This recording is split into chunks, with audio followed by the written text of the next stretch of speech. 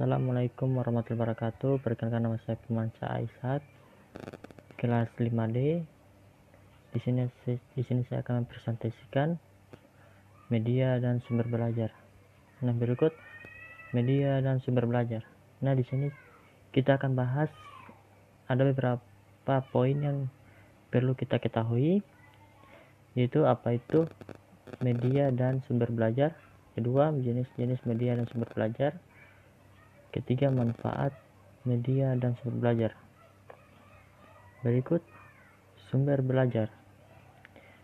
Itu pengertian dari AEK 1977 adalah segala sesuatu atau daya yang dapat digunakan untuk memfasilitasi atau mempermudah kegiatan individu siswa dalam belajar.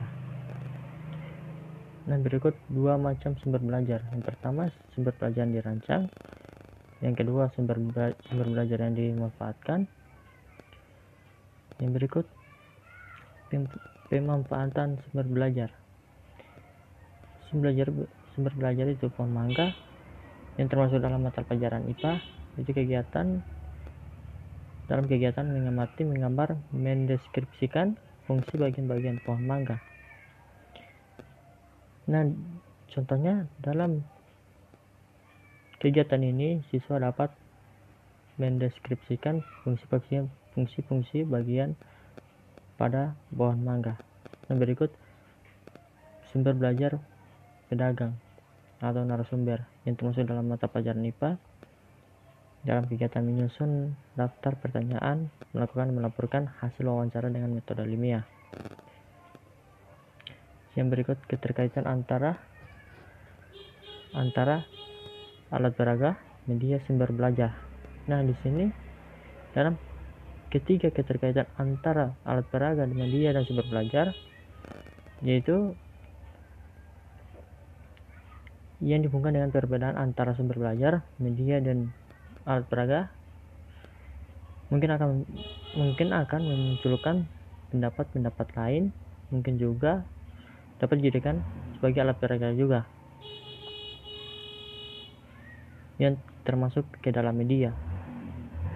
Hal ini sudah suatu kenyataan di lapangan bahwa semuanya tidak salah, akan tetapi perlu dijadikan patokan bahwa yang dimaksud sumber belajar itu lebih luas daripada media dan alat peraga.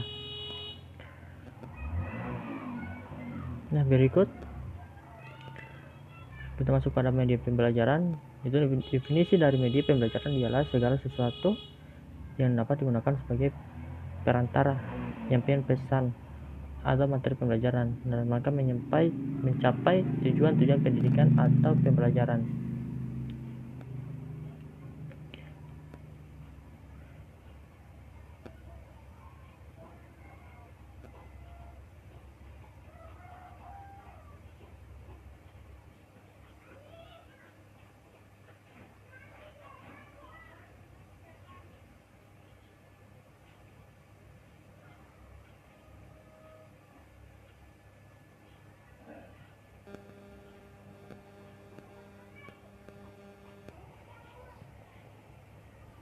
Oke, lanjut. Klasifikasi dan karakteristik media pembelajaran. Yaitu dalam teknologi pendidikan, media atau sebagai sumber belajar merupakan komponen dari sistem instruksional. Media atau bahan adalah software. Yang berikut, media sering dikacaukan dengan peralatan. Media memerlukan peralatan adalah hardware. Yang berikut jenis-jenis media. Yang pertama itu media visual. Yang berikut media audio. Yang berikut media audio visual. Di sini ada jenis-jenis media yang terbagi atas 3. Yang pertama media visual, yang berikut media audio, yang berikut media audio visual.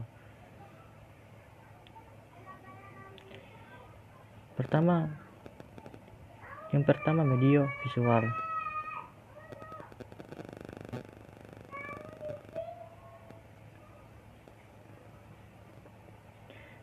Nah, Dari media visual yang merupakan gambar atau foto yang bersifat umum mudah dipakai.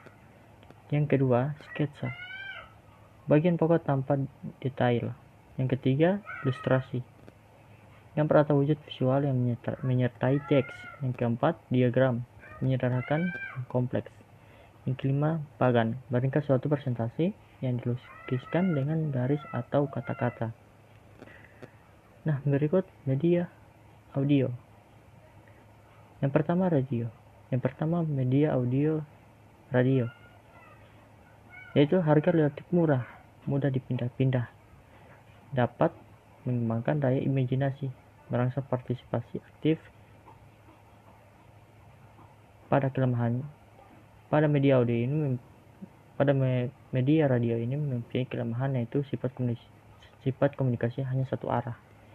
Yang kedua, alat perekam pita magnetik, yaitu merekam, mengolah, menghapus, dapat digunakan sesuai jadwal, efisien dalam pengajaran bahasa. Yang berikut, media audio visual. Yang pertama, film bingkai atau keuntungan pembuatan dan penggunaannya yang sangat mudah, biayanya relatif murah. Yang kedua, film rangkai. Keuntungan penyimpanan mudah, kecepatan penyajian dapat diatur. Pada film rangkai ini mempunyai kelemahan, yaitu sukar diedit dan direvisi.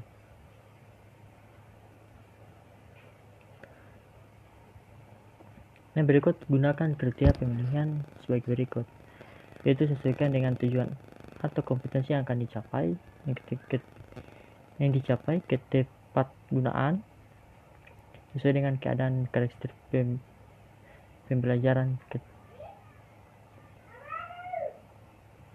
mutu teknis, biaya. Nah, di sini bisa kita lihat ada beberapa jenis media dan sumber belajar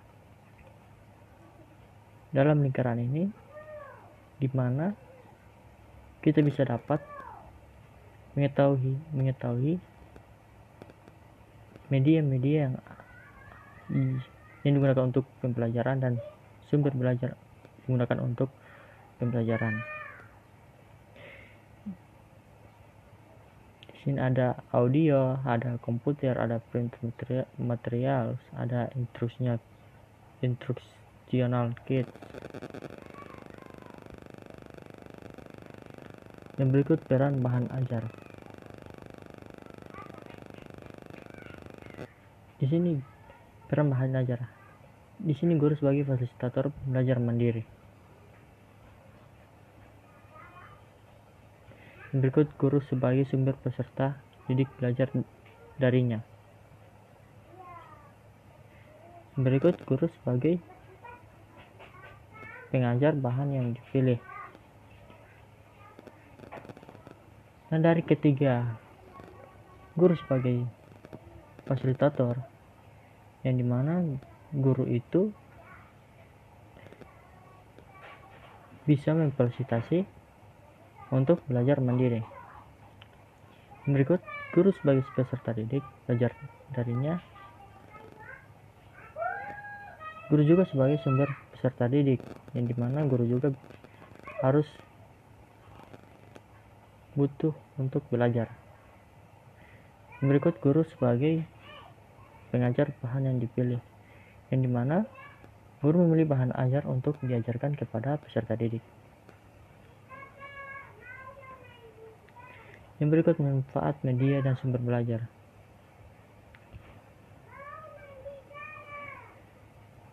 Yang pertama, manfaat media dan sumber belajar bagi guru, yaitu hemat waktu untuk mengajar. Kedua, peran guru berubah dari pengajar jadi fasilitator. Yang ketiga, PBM efektif dan interaktif. Nah, berikut manfaat media dan sumber belajar bagi siswa. Yang pertama, belajar tanpa perlu tatap muka dengan pengajaran. Yang kedua, belajar kapan saja, di mana saja. Yang ketiga, belajar sesuai kecepatan. Yang keempat, belajar mandiri, semangatnya akan tumbuh. Ini berikut sifat media dan sumber belajar. Di sini kita bisa lihat media dalam satu arah. Itu ada contoh gambar radio, televisi, dan buku. Yang merupakan media yang bersifat satu arah.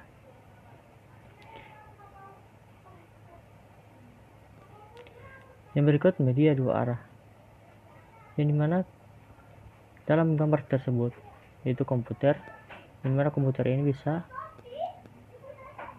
memberikan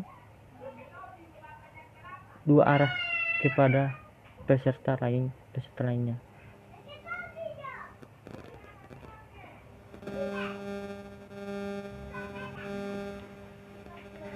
Nah, berikut contoh dan non-contoh.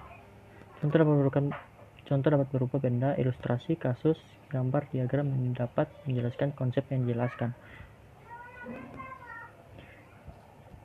Yang sebagai non-contoh dapat berupa benda, ilustrasi, kasus, gambar, diagram yang tidak menunjukkan konsep yang dijelaskan, tetapi dimaksudkan untuk menetapkan pemahaman konsep. Berikut manfaat media dan sumber belajar, yaitu mengaktifkan semua pembelajaran. Yang kedua, memperjelas pesan yang disampaikan. Yang ketiga, mengurangi ceramah atau frekuensi berbicara instruktur. Yang keempat, menghemat waktu. Ya, itulah hasil presentasi dari saya. Semoga apa yang kita bisa semoga apa yang kita bisa lihat dan mudah untuk dipahami. Sekian dan terima kasih. Assalamualaikum warahmatullahi wabarakatuh.